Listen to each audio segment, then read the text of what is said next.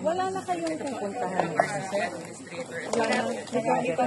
And then, way to follow today, no. Wala na muna today. But all the others, pinacheck ko na sa mga regional directors. So what I'm doing, the regional directors are also doing to check.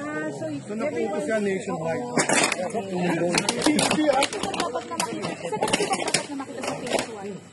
Foundation. Ito, foundation. So ito, mukhang may semento at may mga poste. Kaso nga lang po dahil natahiya na, kaya Kinubuan na. Nadiligan na ng ulan eh. So, natamo na na. Hindi na nakabalik yung itaas nung manananggal eh. Hindi nakalanding. Dahil insertion, Seth, hindi ikaw ang implementing. Parang hindi ikaw yung implementing entity. Ano na yung tawag nila doon? Implementing. Oo, parang It's a grant. Like, the money just passes to DOH, but it's a grant to the hindi LGU. dumaan dito sa baba. Hindi To siya go to well the planned. NEP, to go to the NEP. Pwede naman yun, basta well planned. Kasi meron kaming dumadaan through the normal process.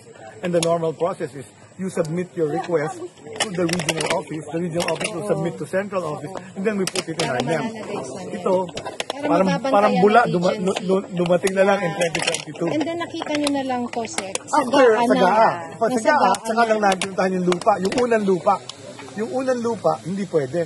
Sabi nila, nung checklist nila, hindi pwede magtayo ng health center dito because of many reasons. Tapos, in-offer ito. Nung in-offer ito, malaki lupa, i-maximize daw yung lupa. Kaya nag-iba na naman yung project. So tingin niyo sir, pag aayusin ito, gano'ng katagal ang insertion? It depends on the plan of the LGU. Thanks sa LGU pa rin yan. Sayang, ano? Di ba sayang? Sayang yung pera, no? Buti lumabas na may mga